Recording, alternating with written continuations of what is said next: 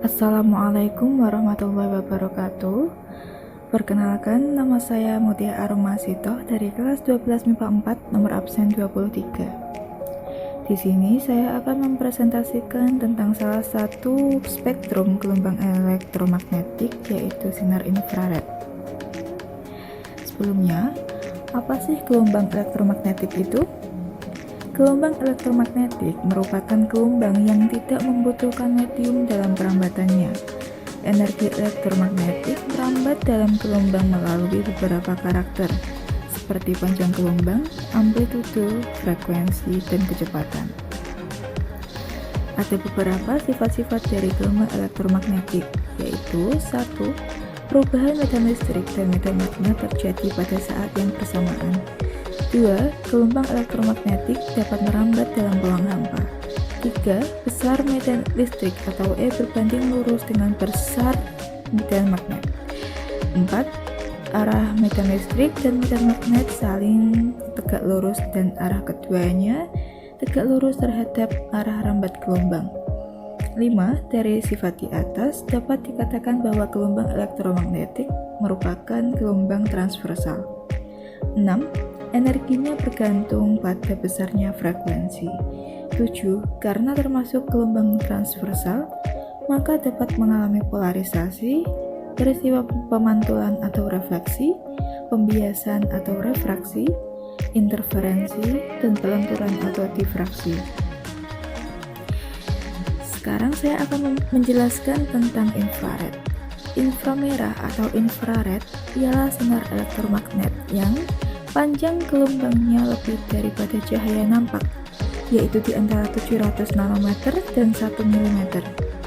Sinar infrared merupakan cahaya yang tidak tampak. Jika dilihat dengan spektroskop cahaya, maka radiasi cahaya inframerah akan nampak pada spektrum elektromagnet dengan panjang gelombang di atas panjang gelombang cahaya merah. Dengan panjang gelombang ini, maka cahaya inframerah ini akan tidak tampak oleh mata, namun radiasi panas yang ditimbulkannya masih terasa atau dideteksi. Karakteristik infrared. Yang pertama, tidak dapat dilihat oleh penglihatan manusia. 2. Tidak dapat menembus materi yang tidak tembus pandang. 3. Dapat ditimbulkan oleh komponen yang menghasilkan panas. 4. Panjang gelombang pada inframerah memiliki hubungan yang berlawanan atau berbanding terbalik dengan suhu. Ketika suhu mengalami kenaikan, maka panjang gelombang mengalami penurunan. Jenis-jenis infrared berdasarkan panjang gelombangnya. 1.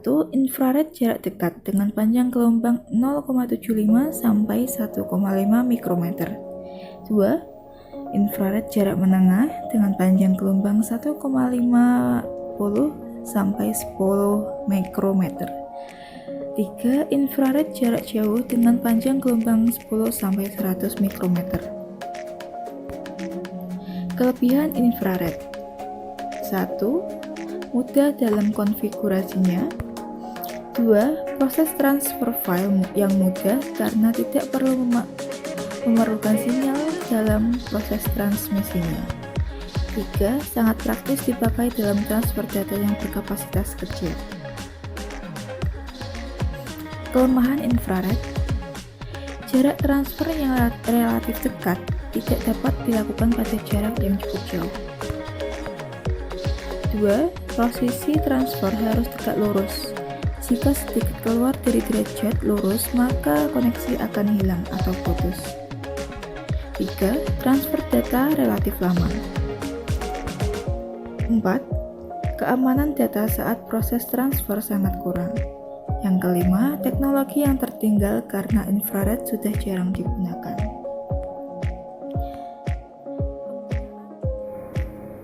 Penggunaan infrared dalam kehidupan sehari-hari. Yang pertama, penggunaan pada face recognition, di mana 10.000 titik sinar infrared diproyeksikan di wajah kita, kemudian ditangkap oleh kamera inframerah dan diproses untuk menghasilkan model wajah kita. Yang kedua, pada remote control. Sensor penerima mengubah sinyal cahaya infrared menjadi sinyal listrik yang menginstruksikan mikroprosesor sesuai perintah. Yang ketiga, satelit. Citra infrared pada lautan dapat dianalisis untuk mengetahui pergerakan arus laut yang bermanfaat untuk industri pengiriman kapal. Selanjutnya, penggunaan infrared pada fiber optik. Kabel fiber optik yang menjalankan sistem internet modern kita menggunakan sinar inframerah untuk mentransmisikan data. Selanjutnya, transfer data. Dulunya, sinar inframerah sempat populer digunakan sebagai teknologi transfer data antar handphone. Namun, sekarang sudah ada media Bluetooth maupun media yang lain yang tentunya lebih cepat dalam pengiriman data. Kemudian, lampu pijar. Lampu pijar hanya mengubah sekitar 10% energi listrik menjadi sinar tampak, sementara 90% energi lainnya diubah ke bentuk radiasi inframerah. Manfaat infrared dalam bidang kesehatan. Di dalam bidang kedokteran, cahaya infrared digunakan untuk terapi. Beberapa manfaatnya diantaranya adalah 1. Meningkatkan cairan tubuh. Yang kedua, meningkatkan sirkulasi pada tubuh karena panas dari cahaya ini dapat menstimulasi pembuluh kapiler agar membesar dan memperlancar sirkulasi darah. Yang ketiga, meningkatkan metabolisme tubuh dan membuang racun. 4. Menstabilkan pH dalam tubuh. 5. Membersihkan darah. 6. Memperbaiki tekstur kulit. Dan 7. Mengontrol asam urat dan rematik. Selain alat terapi, sinar infrared juga bisa digunakan untuk mendapatkan informasi kesehatan tubuh kita, serta dapat menghancurkan katarak.